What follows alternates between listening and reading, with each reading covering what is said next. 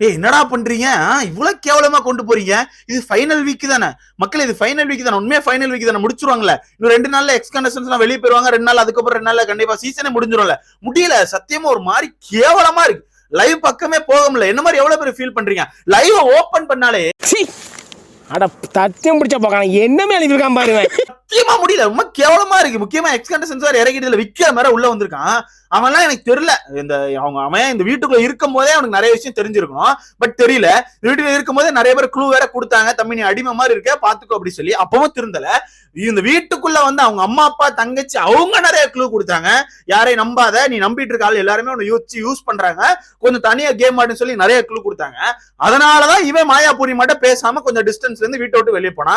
அப்ப கூட நம்ம என்ன நினைச்சோம், சரி வெளியே போயிட்டு திருந்திடுவான், வெளியே போயிட்டு கிளிப் எல்லாம் பார்த்துட்டு பின்னாடி யார் என்னென்ன பேசியிருக்கா, இவனை வச்சு என்னென்ன யூஸ் பண்ணிருக்காங்க அப்படிங்கிற எல்லாம் கிளிப் ட்ரோல் எல்லாம் பார்த்துட்டு ஓரளவு திருந்துவான்னு நினைச்சா அதுதான் இல்ல. நான் திருந்துற ஆள் கிடையாதுங்க, நான் திருந்துற ஜென்மமே கிடையாது. ஏன் டாப் ஃப்ளோர் வந்து கேம் டீயா தான் இருக்கு, நான் இப்படிதான் இருப்பேன்னு சொல்லிட்டு வீட்டுக்குள்ள வந்து மன்னிப்பு கேட்டான்.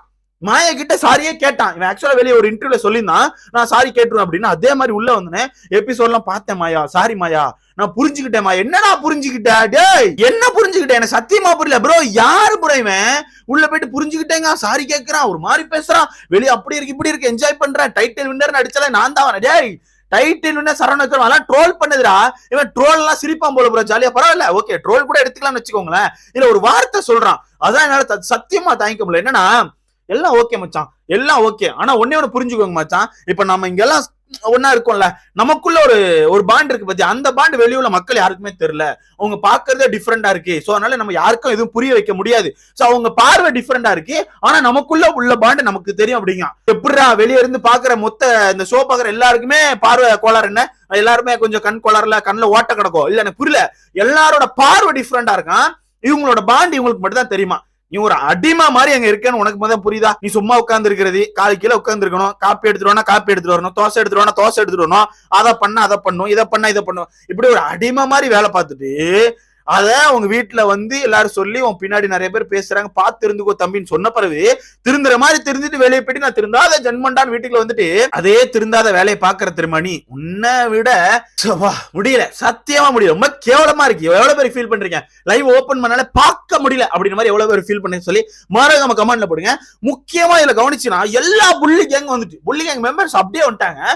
மாயா குதூகலமா இருக்காங்க, மாயா குதூகலமா இருந்து ஓஜி மாயா ரிட்டர்ன் வந்து எல்லாரும் கேவலமா பேசுற ரிட்டர்ன் ஸ்டார்ட் ஆயிட்டு எல்லாரும் பத்தி அசிங்கமா பேசுவாங்கல்ல, அவங்க கேங் சுத்தி இருந்தாலும் அவங்களுக்கு பவர் கிடைச்சிரும். ஒரு மாதிரி கேவலமா பேசிட்டே இருப்பாங்க, என்ன வார்த்தைகள்னால விடுவாங்க, அது அவங்க ஈஸிப்பா.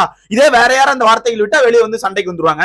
இப்போ காலைல கூட விஷ்ணுவை பத்தி நம்ம மாயா அவர்கள் வார்த்தை விடுறாங்க. இந்த வார்த்தையை விஷ்ணு விட்டு இருந்தா என்ன பண்ணிருப்பீங்க? வெளியே கொந்தளிச்சிருப்பீங்கல்ல. வெளியே கொந்தளிச்சு என்ன செய்வீங்க? ஒரு பெண்ணை பார்த்து நீங்க எப்படி அப்படி சொல்றது? ஒரு ஃபீமேல் கண்டஸ்டன்ஸை பார்த்து நீங்க அப்படி சொல்லுவீங்களான்னு சொல்லிட்டு பயங்கரமா சண்டைக்கு போயிருப்பேன். ஆனா இதே மாயா சொன்னது அப்படியே மறைச்சு எல்லாரும் மறந்து அப்படியே விட்டாங்க. அது என்னங்க தெரியாம வந்திருக்கோம், தெரியாம எல்லா புண்ணாக்கும் வரும், உங்களுக்கு என்ன எல்லாமே வரும், எல்லாம் கடைசியில ஃபன். நான் தெரியாம பேசினேன், ஃபன்னா பேசினேன், ஏன் அதே மாதிரி அப்ப அடுத்தவனு சொல்லிட்டு விடலாம்ல? ஏன் அடுத்தவனு அது மாதிரி ஏதாவது சொல்லிட்டு ஃபன் ஃபன் ஃபன் அப்படின்னா என்ன ஒத்துப்பீங்களோ? ரொம்ப கேவலமா கொண்டு போறேன். முக்கியமா இந்த சேனலை தான் மாதிரி சொல்லணும், அப்படியே காப்பாத்தி இந்த மாதிரி ஒரு டாக்ஸிக் பர்சனை காப்பாத்தி கொண்டு வந்து அந்த டாக்ஸிக் பர்சன், அந்த டாக்ஸிக் எல்லாம் அப்படி மறைச்சு ஒரு போர்வையை கொண்டு மூடி அந்த டாக்ஸிக் பர்சன் இல்ல, அது ஒரு என்டர்டெய்னர் பர்சன், நீங்க நல்லா பாருங்க, கடைசி வாரம் ஃபுல்லா என்டர்டெயின்மெண்ட் பண்ணிருக்காங்க பாருங்கன்னு சொல்லிட்டு மொத்த பிம்பத்தையும் மாத்தினாங்களே. இந்த ஒரு சேனலை தான் சொல்லணும், நம்ம வேற யாரையும் சொல்லி ஒண்ணு சொல்றதுக்கு இல்ல. மக்களுக்கு போறதுக்கு தெரியும், மக்களும் சின்ன சின்ன கிளிப்ஸ் பாக்குறது, ஒருத்தர் பார்த்து என்னென்ன கெட்ட வார்த்தைகள் யூஸ் பண்றாங்க, இப்பவும் ஒவ்வொருத்தரை பத்தி பின்னாடி என்ன பேசுறாங்க மக்கள் தெரியும். நேத்து கூட அர்ச்சனா பத்தி பேசுறாங்க, மணியை பத்தி பேசுறாங்க, விஷ்ணுவை பத்தி பேசுறாங்க, காலையிலயும் விஷ்ணுவை பத்தி பேசுறாங்க, காலையிலயும் அர்ச்சனாவை பத்தி பேசுறாங்க, எல்லாமே நடந்துட்டு தான் இருக்கு. சோ இதெல்லாம் அர்ச்சனா தனிமைப்படுத்தப்பட்டாங்க அப்படிங்கறத உண்மை. நல்லது, இன்னும் கடைசி 2 நாட்கள் அப்படி தனிமையாவே இருக்கட்டுப்பா, ரொம்ப நல்லது. இந்த கேவலமான கூட்டத்துக்குள்ள போய் சேர்ந்துட்டாங்கன்னா அழிஞ்சு போயிருவாங்க, அதோட தனியா இருக்கிறது ரொம்ப பெஸ்ட். இந்த கூட்டு குடும்பம், இந்த புள்ளி கூட்டு குடும்பம் இருக்குல்ல, இந்த குடும்பம் வெளியே வந்து என்னெல்லாம் பண்ணுதுன்னு சொல்லி கண்டிப்பா நம்ம வெயிட் பண்ணி பார்க்கணும். யார் யார் என்ன பண்றா, யார் யார் என்ன எங்க கிழிச்சிட்டு இருக்கான்னு சொல்லி நம்ம பார்க்கணும். வாய் பேசுறாங்கல்ல, எல்லாரும் பயங்கரமா வாய் பேசுறாங்க, மக்கள் சப்போர்ட் இல்லைன்னா கூட பரவாயில்ல இந்த மாதிரி பேசுறாங்க. மக்கள் சப்போர்ட் இல்லாம நீ என்னதான் வெளியே வந்து பண்றேன்னு சொல்லி வெயிட் பண்ணி பார்க்கலாம். இதுல முக்கியமா தினேஷை பத்தி ஒண்ணு சொல்லணும், அவருக்கு என்னதான் பிரச்சனை எனக்கு புரியல.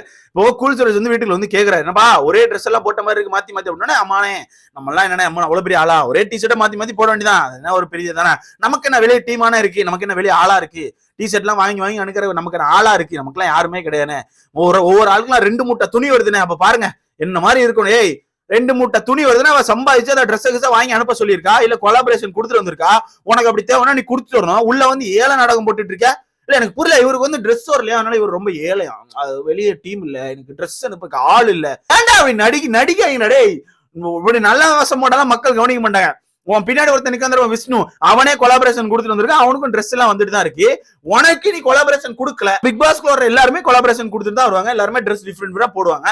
நீ அதை போட விரும்பலன்னு சொல்லு. அவளுக்கு 2 மூட்டை சட்டை வருதுன்னா யாரு பொறாம இல்ல, எனக்கு தெரிஞ்சு பொறாம அப்படியே விக்கி போய் சேர்ந்துருவான் போல. முடியல, தயவுசெய்து முடிச்சுங்கடா சீசனை, பார்க்க முடியல.